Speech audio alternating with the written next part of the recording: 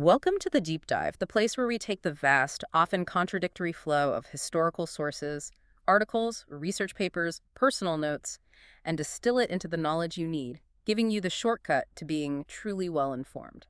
Today, we're embarking on a mission of immense scope, Yeah. unraveling the life and dramatic downfall of Benito Mussolini. Right, and he wasn't just the dictator of Italy for 2 decades. He was the founder of fascism itself, an ideology that, really defined a huge part of the 20th century. And our sources paint a picture of just profound ideological schizophrenia. So that's our goal today. We're going to meticulously analyze Mussolini's complete transformation. I mean, from this ardent socialist, a prominent Marxist journalist, all the way through his brutal consolidation of power. And then into the contradictions of his rule, and finally the shocking, violent circumstances of his collapse and his execution. And if you only know the history of Il Duce, the man who appears so strong and unyielding, you have to start at the beginning. You really do, because his origins read like a political obituary for the man he eventually became. They're full of these incredible contradictions. Okay, let's unpack this then. Just look at the names his parents gave him. Benito. Named after the liberal Mexican president, Benito Juarez, a revolutionary hero. A revolutionary. And then his middle names, Andrea and Amilcare. Taken directly from Italian socialists. Yeah. Andrea Costa and Amilcare Cipriani. So this was a child who was, politically speaking, baptized into the radical anti-establishment left. It's the perfect symbolic start for a deeply fractured political life. You have his father, Alessandro, a blacksmith and a committed socialist radical. And his mother, Rosa, was a devout Catholic schoolteacher. Exactly. So you have this tension from day one, revolutionary atheism versus conservative faith. It seems like it was just hardwired into Mussolini from the very beginning. And it eventually manifested as this political opportunism that just jettisoned every single principle he was raised with. That's it. So we are truly charting the ideological course of a man named after three leftist heroes who ended his career as the most vehement anti-communist totalitarian leader in Western Europe. That's our mission, understanding how that turn happened. Okay, so let's begin. We're in 1883 in Dovia di Predapio. The sources note he had humble origins. His father was a working-class blacksmith. But we shouldn't picture him as, poverty-stricken. His father was an educated, very active local socialist politician. He even served as a deputy mayor. So young Benito had a political education right from birth. Absolutely. Alessandro was steeped in that tradition of Italian Republican nationalism. He admired figures like Mazzini and Garibaldi, but he filtered it all through this humanitarian and almost anarchistic socialist lens. And that fusion, that fierce nationalism mixed with revolutionary fervor, that was his father's legacy to him. It was. And it's one that Benito never fully shook off, even when he completely abandoned Karl Marx. And even as a kid, he showed signs of the personality that would mark him as a future autocrat. Our sources describe him as prone to proud, grumpy, and violent behavior. Right. There's that famous story about him injuring a classmate with a penknife. At a boarding school, of all places, it's often used to illustrate this early temperament, a kind of raw, uncompromising nature. It really speaks to his inherent volatility. But despite those early troubles, he was clearly intellectually gifted. I mean, he managed to qualify as an elementary school master in 1901. But his ambition was never really about teaching, was it? No, not at all. It was always tethered to political action, to intellectual ferment. And that led him toward self-study and debate, not the classroom. And that ambition takes him, in 1902, across the border to Switzerland. He was supposedly looking for work, and he did briefly hold jobs as a stonemason and a laborer. But he was also explicitly trying to avoid compulsory military service. Yes, and what's so fascinating is that Switzerland became his philosophical laboratory. This was a crucial period where, the roots of fascism were unknowingly being forged. This is really the critical period for any learner trying to understand Mussolini's intellectual machinery, isn't it? He wasn't just reading socialist tracts. Not by a long shot. He was deeply immersed in radical, often contradictory philosophical texts. He taught himself French and German. He was translating thinkers like Schopenhauer and Kant. He was a true autodidact. Biographers later described him as easily the best educated and most sophisticated of the dictators. It's true. He was building his own ideology piece by piece. So who are the non-Marxist figures that most fundamentally warped his socialist worldview during this intense period of study?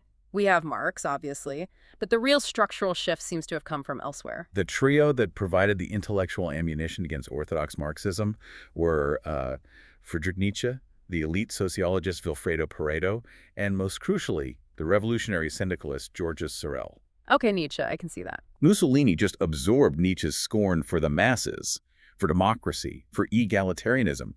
He replaced that socialist concept of class solidarity with the idea of the superior individual. The Übermensch, the man destined to lead and defy conventional morality. Exactly.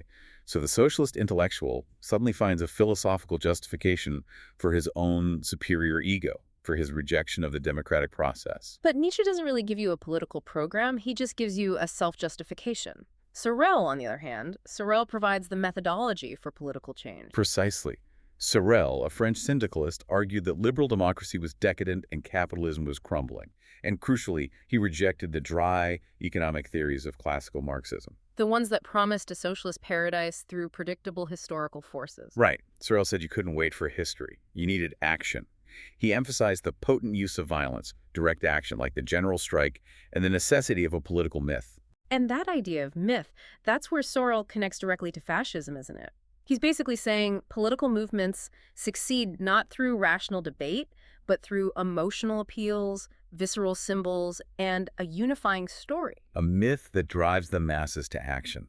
It is the absolute opposite of scientific socialism. It's the core ideological transplant. Mussolini took that from Sorel and used it to build fascism. The entire fascist political style, the uniforms, the slogans, the cult of personality, the constant physical mobilization, it's pure Sorelian myth and direct action. You abandon the complex rationalism of socialist theory for raw, revolutionary emotion and speed. But even with all these radical, anti-Marxist undercurrents that he was absorbing, he was still outwardly a leading socialist figure for years. For over a decade, yes. He was tirelessly active in the Italian socialist movement in Switzerland. He even served as the secretary of the Italian Workers' Union in Lausanne. And his radical activism frequently got him into trouble. He was arrested by Bernese police in 1903 for advocating a violent general strike, so he was already embracing Sorelian direct action long before he ever founded fascism. When he returned to Italy, his talent as a polemicist and writer quickly propelled him up the ranks of the Italian Socialist Party, the PSI. He became a rising star. By 1912, he was on the national directorate of the PSI.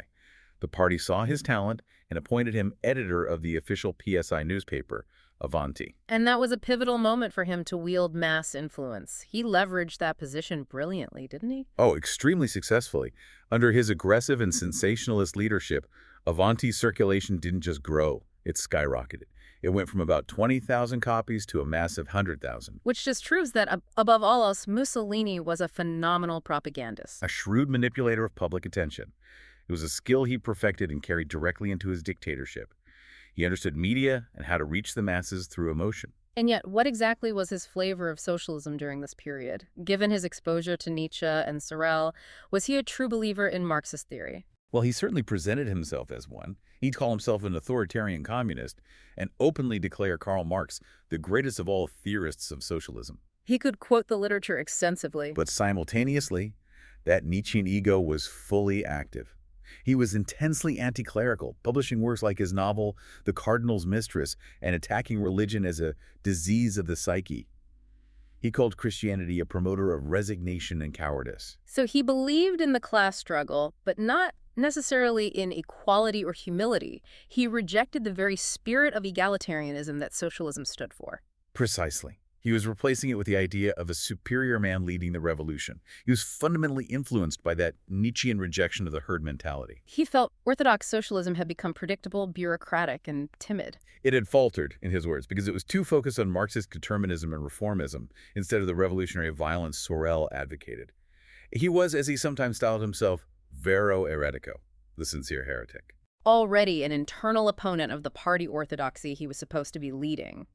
This inherent ideological tension between the socialist journalist and the Nietzschean ego just explodes in 1914 with the outbreak of World War I. It really does. The Italian Socialist Party, the PSI, took a firm stance of neutrality. A position Mussolini initially supported, but the shift that follows is one of the most abrupt and consequential ideological pivots in modern political history. It was a defining break. Yeah. He went from international class solidarity to revolutionary nationalism.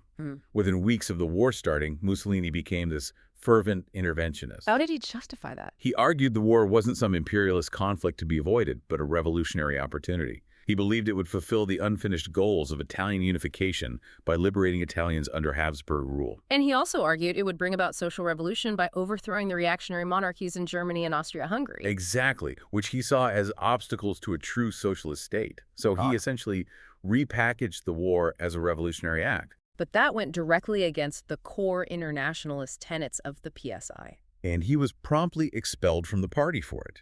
His decision was seen as a profound betrayal of working-class internationalism. What's historically revealing, though, is a police report from that time. It actually supported his ideological sincerity. Right, it noted his apostasy was not due to self-interest or money, but because he was a sincere and passionate advocate of war. He genuinely believed he was acting to transform the nation. Yet the very next step he took, founding his own newspaper, Il Popolo d'Italia, shows that the immediate need for capital forced a dramatic turn away from proletarian ideology. This is where we see the pragmatist, not the philosopher, fully take over. Launching a major newspaper requires substantial capital. So where did this recently expelled communist journalist find the cash? And the sources are explicit. He received funds from a coalition of deeply vested interests. Interests that were the exact opposite of his former ideological base. We're talking about engineering giants like Fiat and Ansaldo, domestic industrial interests who stood to gain massively from military contracts. And shockingly, he was financed directly by the governments of France and Britain. Absolutely. They were desperate for Italy to join the Allied side. The historical gravity of this cannot be overstated. The man who claimed to fight for the working class was instantaneously bankrolled by national capitalism and foreign imperial powers. That financial reliance cemented the true birth of fascism, the abandonment of the class struggle in favor of a national synthesis. By December 1914, he was openly denouncing orthodox socialism. He argued that it had failed because it blindly adhered to class distinction while completely ignoring the primacy of national identity. He shifted the definition of a nation away from political borders toward a shared, palpitating reality defined by sentiments, traditions, language, culture, and race. The class struggle, in his view, was a vain formula if the national problem hadn't been resolved first. So the goal was no longer the dictatorship of the proletariat. No. Now it was the rule of a revolutionary vanguard elite, united by nationalism, drawn from any class, whether you were a factory worker or an industrial titan. And that new, unified national identity transcending traditional class lines was the ideological foundation of the fasci. And importantly, he validated this new nationalism with personal sacrifice. He volunteered for service in 1915, joined the Bersaglieri, and served 9 months of active trench warfare. He was eventually promoted to corporal for his exemplary conduct and fighting quality. He secured his bona fides as a veteran, a status that would become crucial for his movement. His service ended in February 1917 after he was severely wounded by a mortar explosion. It left him with over 40 metal shards lodged in his body. And this injury, which was nearly fatal, elevated him to the status of a war hero, a man who had bled for the interventionist cause. Following the war, in 1918, he began explicitly calling for a strong man, a dictator ruthless and energetic enough to make a clean sweep to revive Italy, which was suffering from post-war malaise. Which leads directly to the formation of fascism itself in 1919, the Fasci Italiani di Combattimento. Drawing from Plato's authoritarian republic rule by an elite, opposition to democracy and Sorelian syndicalism, with its violence and myth. And that philosophy took practical form in the black shirts, the squadristi. This is where Sorel's philosophical justification for violence morphed into a practical political tool. These armed squads, often composed of demobilized war veterans, specialized in brutal disciplined violence aimed squarely at dismantling socialist and communist organizations. And this is the crucial step. The Italian liberal government, which was terrified of a Bolsheviks-style communist revolution at home, essentially just allowed this political violence to happen. That passive and often active support from the state was the key accelerator for fascist power.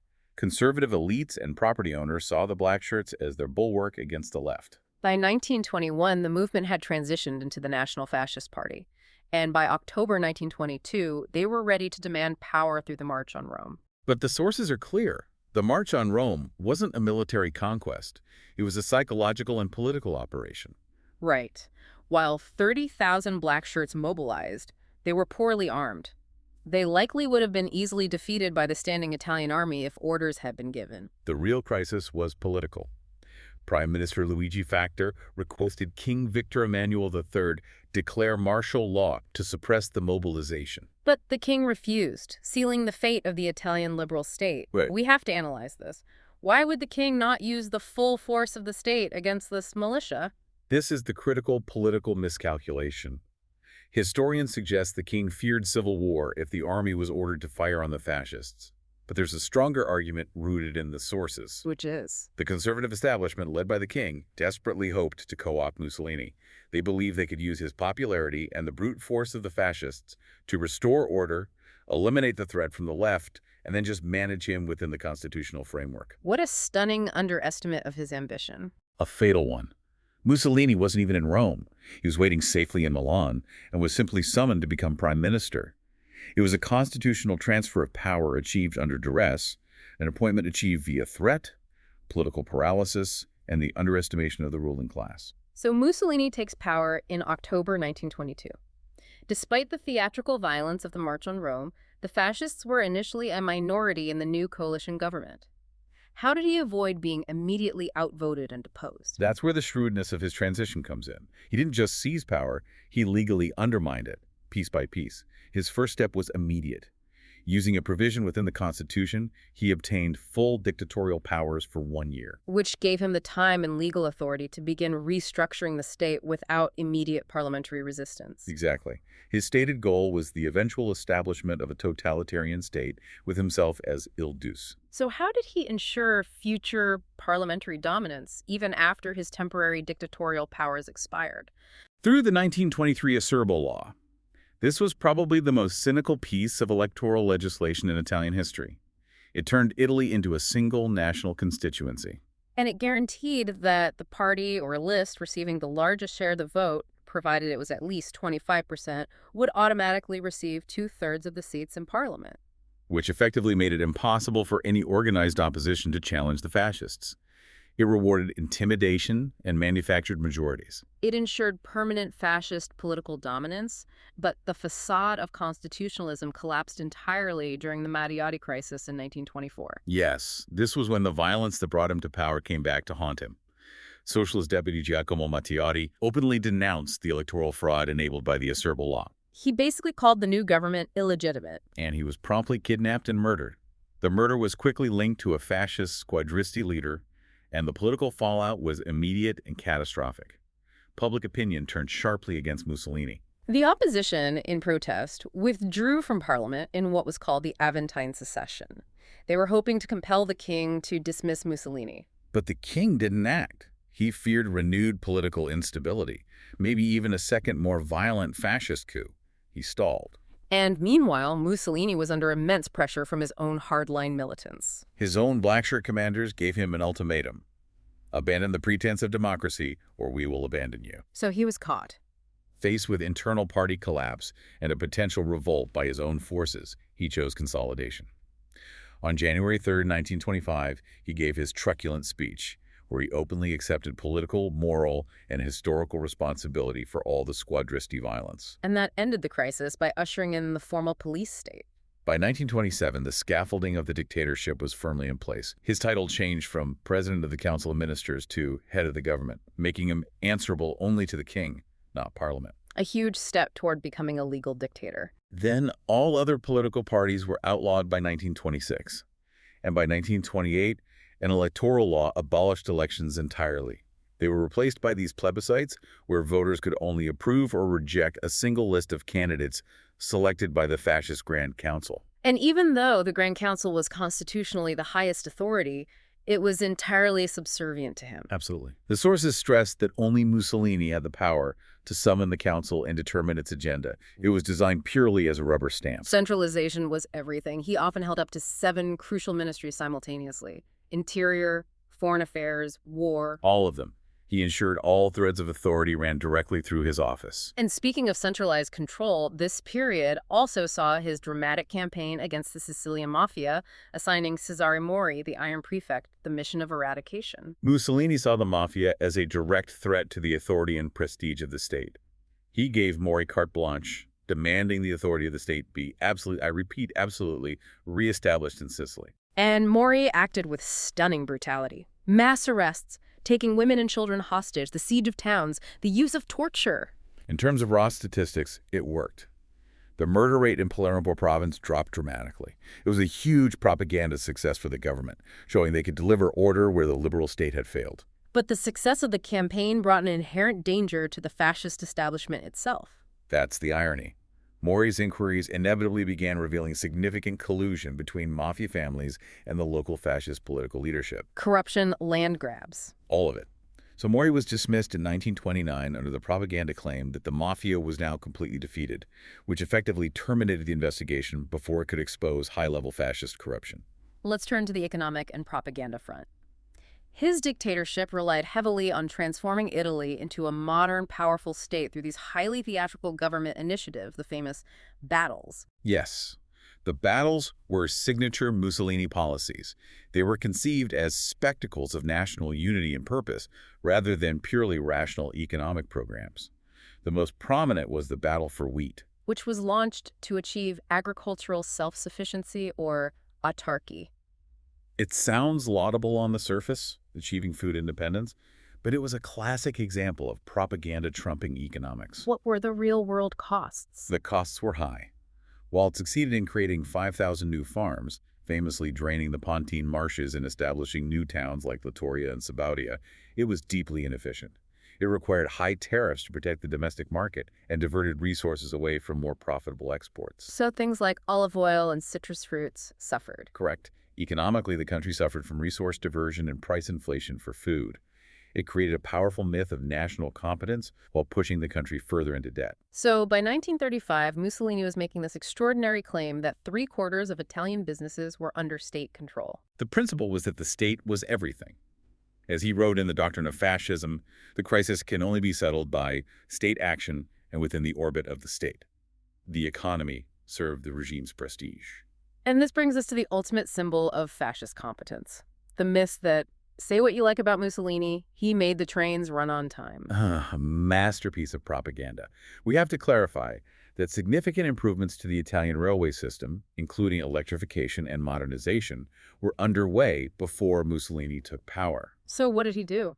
Where the fascist regime excelled was ensuring that the major lines, the politically important routes used by tourists and diplomats, ran with meticulous punctuality. So it was a performance designed for foreign observers to suggest a new era of national discipline. But it wasn't true of the smaller domestic routes. No, delays remained frequent on lesser lines. It was a selective efficiency designed to propagate the cult of Il Duce as the supreme organizer, the new fascist Übermensch who imposed order on chaos. And he ensured every aspect of Italian life, including education, promoted this personality cult. Through the Opera Nazionale Ballia, established in 1926, this was the mandatory youth movement for children aged 8 to 18. Its purpose was not just academic, but moral, physical, social, and military education. The goal was to instill the fascist hierarchy and collective identity, rejecting individualism. And ensuring the personality cult of Mussolini was infused into the next generation. The messaging was pervasive and required absolute obedience. With the domestic regime stabilized by the late 1920s, Mussolini turned to foreign policy, driven by this desire to resurrect the Roman Empire. His doctrine of spazio vitale, or living space, was his geopolitical mandate. Spazio Vitale was the core vision, a new empire spanning Africa and the Balkans, claiming the entire Mediterranean as Italy's exclusive sphere of influence. This was overtly imperial and militaristic. And it was underpinned by a view of history as a Darwinian struggle between races. The sources confirm the inherent racism driving this ambition, even before the later alignment with Hitler. His views on Slavs were chillingly explicit. In 1920, he stated that when dealing with a Slavic inferior and barbarian race, Italy must use the stick policy. And he went on to assert, we can easily sacrifice 500,000 barbaric Slavs for 50,000 Italians. That was the political rationale for violence in the Balkans and the suppression of border populations. And this aggressive doctrine was immediately translated into action in the colonies, specifically the campaign known as the Pacification of Libya. This was a campaign of outright extermination against the indigenous resistance. The fascists waged a genocidal campaign, confining well over half of the Cyrenaica population to at least 15 concentration camps. And our sources confirm the widespread use of chemical warfare. Specifically mustard gas, deployed by the Royal Italian Air Force against the Bedouin population. And there was also an explicit, legally mandated racial policy aimed at Italian settlers to prevent degeneration. Yes, Mussolini personally intervened, telling diplomats in 1933 that miscegenation needed to be made a crime in Libya. He viewed interracial sex as a dangerous weakness, fearing that Italian settlers would degenerate into half-castes. The ultimate expression of this imperial ambition was the conquest of Ethiopia from 1935 to 1936, a conflict that truly isolated Italy internationally. The Second Italo-Ethiopian War was an act of raw aggression. Mussolini ignored League of Nations sanctions, dismissing them as hypocritical attempts by older imperial powers to deny Italy its rightful place. And the brutality was systematic. Widespread use of mustard gas and deliberate terror against the Ethiopian civilian population. That's correct. The final objective was to kill off much of the adult male population to prepare the land for millions of Italian settlers. The war confirmed for the international community that Mussolini was a ruthless aggressor. And this isolation is what ultimately pushed him into the arms of the one other major power suffering from similar international censure, Nazi Germany. It's one of the great historical ironies. Mussolini initially feared and despised Hitler.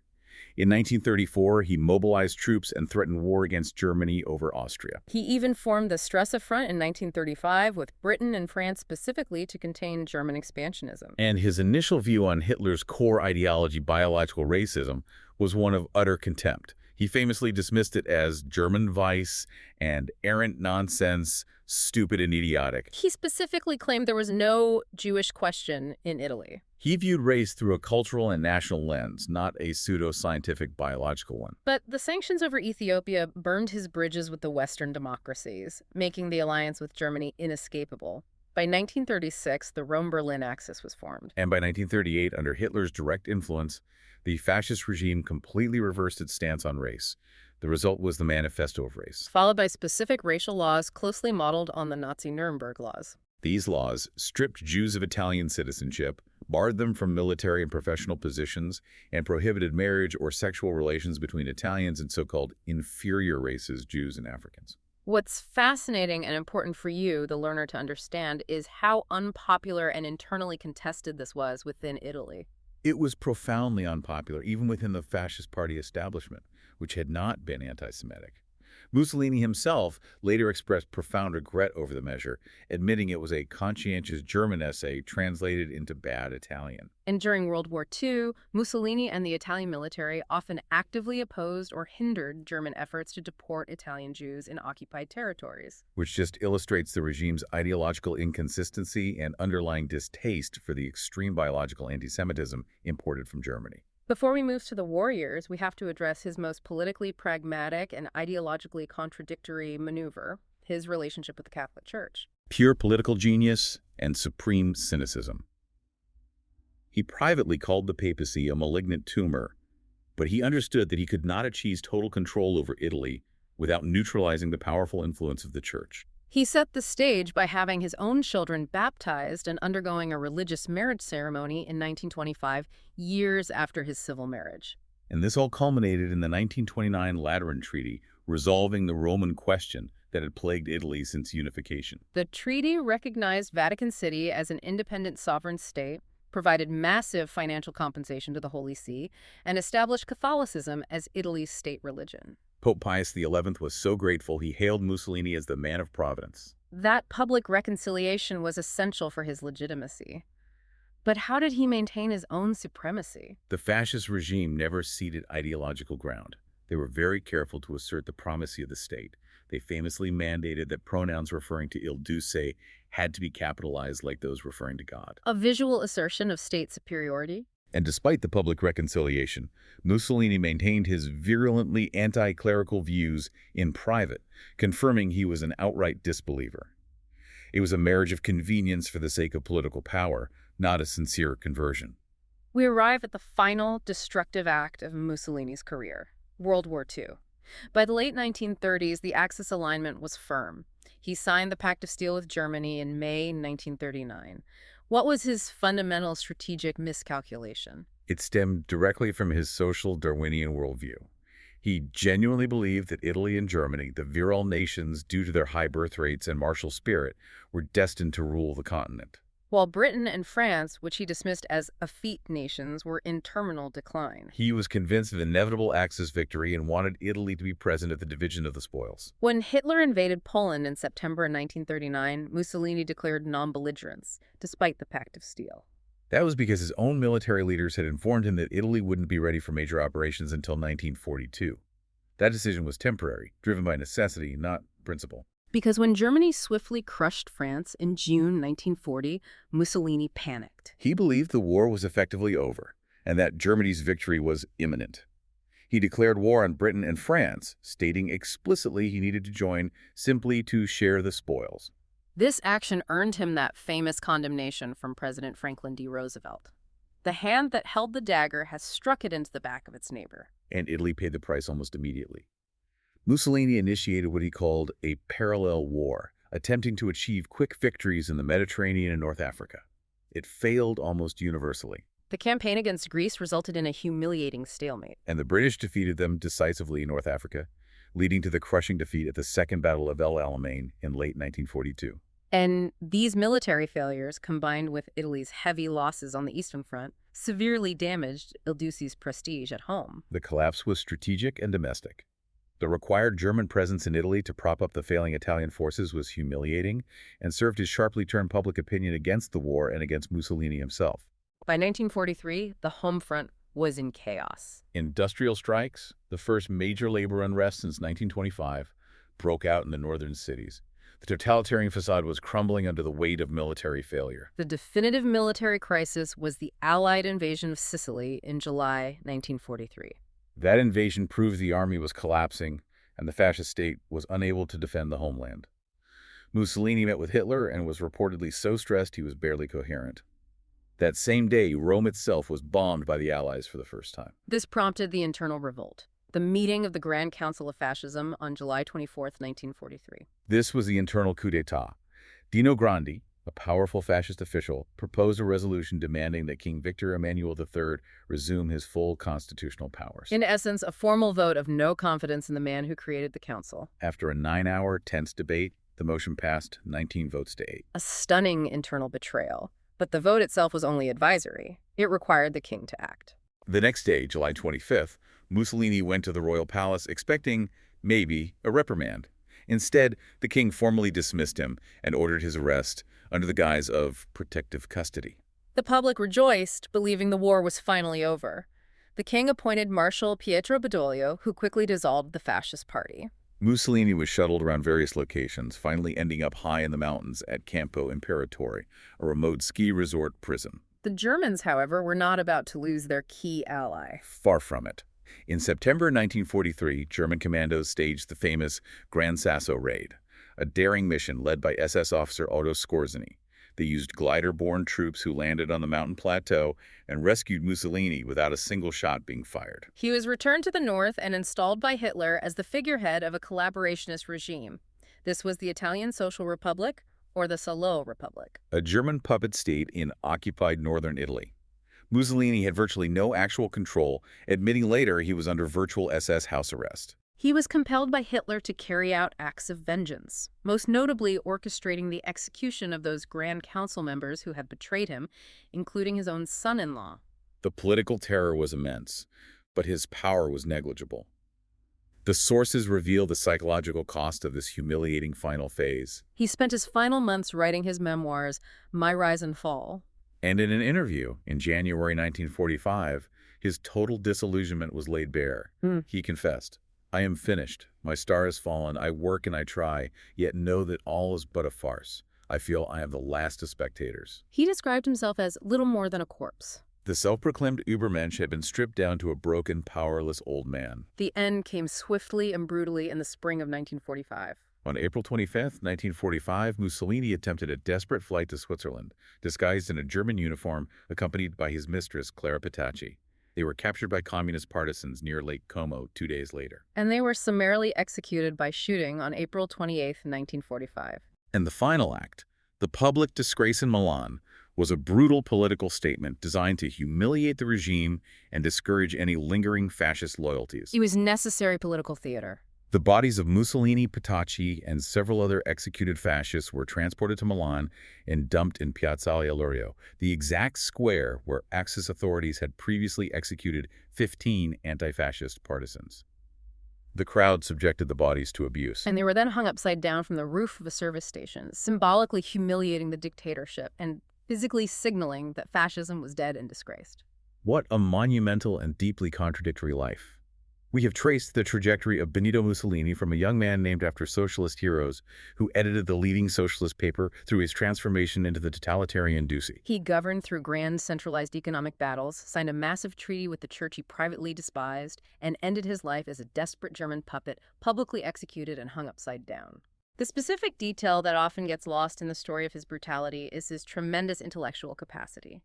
That he spoke fluent English and French, and sufficient German to act as the chief interpreter among heads of state at the Munich Conference in 1938. That linguistic skill underscores the fact that this was an intellectual who made a deliberate, cynical choice to jettison rationalism for the raw power of myth and personality. And that influence is still palpable today. While the National Fascist Party was outlawed, successor movements persist. We see members of the Mussolini family, like his granddaughter Alessandra Mussolini, still politically active in major modern Italian right-wing parties. The political inheritance, however distorted, never truly disappears. If we connect this to the bigger picture for you, the learner, Mussolini's life reveals the inherent fragility of any political power founded purely on a cult of personality and manufactured spectacle. The totalitarian facade he constructed, the trains running on time, the 7 ministries, the capitalization of Il Duce, it was utterly stripped away by military defeat and internal dissent. He went from the self-proclaimed Übermensch to an ally's house arrest, confessing he was little more than a corpse. What does it tell you that all that power, so lavishly constructed, can be dissolved by a handful of votes in a council meeting and a swift military reversal? It proved that while propaganda and the suppression of truth can build empires quickly, they cannot survive the test of sustained failure. Absolute power founded on ego and fear can be stripped away in a single, humiliating day. A powerful lesson on power and failure from the 20th century.